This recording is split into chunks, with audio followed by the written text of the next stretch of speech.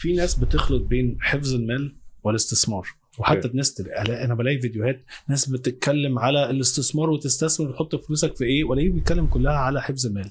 من وجهة نظرك ايه الفرق بين حفظ المال والاستثمار؟ طيب انا هناخد السؤال في دايركشن تاني شويه. في فرق ما بين ان انا اعمل سيفنج اللي هي kind of حفظ المال وليس حفظ قيمه المال. انت بتحوش بحوش حاجه فايضه عن حاجتي ركنتها. السيفنج ان انا باخد الفلوس احطها في درج، احطها في حساب جاري في البنك، احطها على والت زيرو انترست، شايل فلوس. سيفنج ادخار، حاجه سنده كده على جنب. الادخار هو الستيب الاولانيه للاستثمار. انت يعني من الاخر كده انت محتاج تعرف انت هتعرف تشيل قد ايه، تدخر قد ايه، تحفظ فلوس قد ايه وليس قيمتها كاماونت يعني، وان انت تستثمر. فالاستثمار انت عندك عوامل كتير جدا بتأثر عليك، واكبرهم واللي احنا حسينا بيه كلنا الانفليشن، التضخم. ان الباينج باور بتاعت فلوسك بتقل، ان القوه الشرائيه بدل ما كنت بشتري حاجه ب1000 جنيه بقيت اشتريها ب3000 جنيه وب5000 جنيه. لو انا حاطط الفلوس بتاعتي النهارده ان سيفنج فيكل، حاططها سيفنج بس كده، ما بتعملش، ما بتكبرش بنفس القوه بتاعت التضخم او الزياده او الانخفاض بتاع التضخم، عمري ما هعرف اكبر فلوسي. بس الاستثمار ان انا النهارده بمشي بسال نفسي الثلاث اسئله اللي انا بقولهم دايما: مده زمنيه، objective وريسك توليرنس. اهم حاجه بقى في القصه دي كلها يعني بقى طيب شكلنا يعني بالهداوه كده عشان الناس تبقى واحده واحده. النهارده رشاد جاي عايز يقول انا والله معايا 10,000 جنيه عايز استثمرهم. فعشان تعرف تجاوب انا هحط الفلوس دي في ايه، انت هتسال نفسك اول حاجه: هو الفلوس دي انا محتاجها امتى؟ ولا انا حاططها للانفستمنت اللونج تيرم ولا لا؟ ولا هعمل بيها ايه بالظبط؟ دي اول سؤال.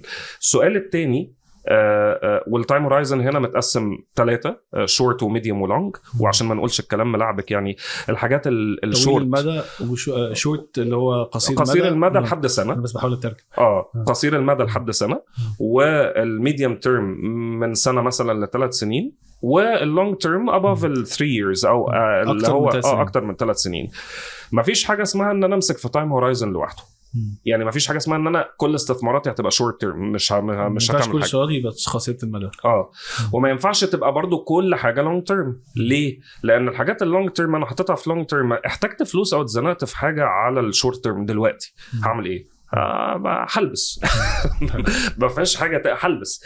فان انا اوزع ما بين التايم هورايزنز المختلفين. طيب تاني حاجه اللي احنا اتكلمنا عليها اللي هي الاوبجكتيف. ايه هدفي من استثمار ال10,000 جنيه؟ رشاد هيقعد يسال نفسه: ايه ده؟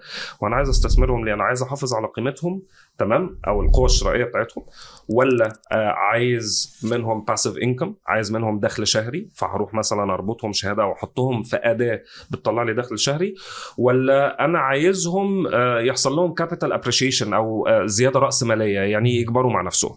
تمام، دي اوبجكتيفز، وكل اوبجكتيفز مشروع عامه. طيب واخر حاجه ريسك توليرنس. مشكله الشعوب العربيه كلها بلا استثناء ان هي بتخاف ان هي تستثمر. ريسك توليرنس هو مدى تقبلك للمجازفه. ريسك يعني مجازفه، ريسك توليرنس هو يعني تقبل المجازفه بالظبط. انا اسف ان انا بقول بعض المصطلحات لان انا بتكلم بيها كتير. الشعوب بس عندنا بالذات حتى في مصر احنا بيسموهم ريسك افيرس، او ناس بتخاف من المجازفه، بتخاف، عايز يعني يقول لك انا عايز استثمر بس هتطلع لي كام كل شهر. ما هو أيوة. انت ما بيطلع كام كل شهر، دي بتحطها في شهاده في البنك بتطلع كل شهر. لكن الاستثمار ممكن ينزل ممكن يطلع، وبيبقى على طويل المدى او سنين عديده، مش مستني منه عائد كل شهر. انا عايز اقول لك على حاجه. انت قلت هنا وانت بتتكلم لقط انا كلمتين، الاقي شباب صغير عندها 18 و19 سنه يقول لي هيجيب لي كام كل شهر. يا صديقي، هو انت لسه بتبتدي حياتك وانت you have the health, you have the time، معاك الوقت ومعاك الصحة ان انت تبقى انت اللي بتعمل باسيف انكم لنفسك. مش محتاج ان انت من الاول تدور اول 10,000 جنيه حوشتهم هم هيجيبوا لي كام كل شهر. لا، هو انا عايز اخلي 10,000 جنيه دول كام later on. انا بلاقي يعني هو كلمة باسيف انكم انت راجل شغال بتتكلم في المال كتير، فاكيد بيجي لك اسئله كل شويه، هو ازاي يعمل باسيف انكم؟ هو تلاقي عنده 18 19 سنه يا حبيبي. ايوه باسيف انكم ده اللي هو الاستثمار او الانكم او الدخل اللي انت مش بتبقى متدخل فيه بوقت ان انت بتدي ساعه شغل بالظبط، بيجي لك فريكوينسي بشكل معين، ممكن يبقى اسيت باكد، ممكن يبقى تايم باكد. نشرح الاول وبعدين نناقشه يعني ايه اكتيف انكم ويعني ايه باسيف انكم. طيب خلينا الاكتيف انكم هو الانكم اللي بيجي لك بناء على من وجهة نظري انا effort تتعمل. تمام، يعني اشتغلت ساعه جالي فلوس بالظبط. يعني بتقبض كام في الساعه، بتقبض كام في الشهر، ده حلو. الباسيف انكم هي الحاجه اللي بتجيلي بشكل فريكوينت من لوكينج لحاجه او فلوس انا قافلها في حته معينه او حاجه انا قافلها في حته معينه، لان الباسيف انكم ممكن يجي من حاجه من غير فلوس. وللاسف كتير من الناس اللي هم بيعملوا سبوبه الاستثمار، هو بيقول لشاب صغير انا هعمل لك باسيف انكم. يا حبيبي ايوه، ازاي هتعمل باسيف؟ انا بقول لكل الشباب الصغير، انت النهارده والشباب الصغير دي احنا بنتكلم على فكره لحد ما يبقى عندك 40 سنه. انت النهارده قادر تقف على رجلك ودماغك شغاله وبتانوفيت، بتبدع وبتخلق افكار جديده وبتعمل حاجات بتمشي مع التطور. طول ما دي شغاله وانت سنك صغير يو كان جنريت، تقدر تولد كل شويه فلوس.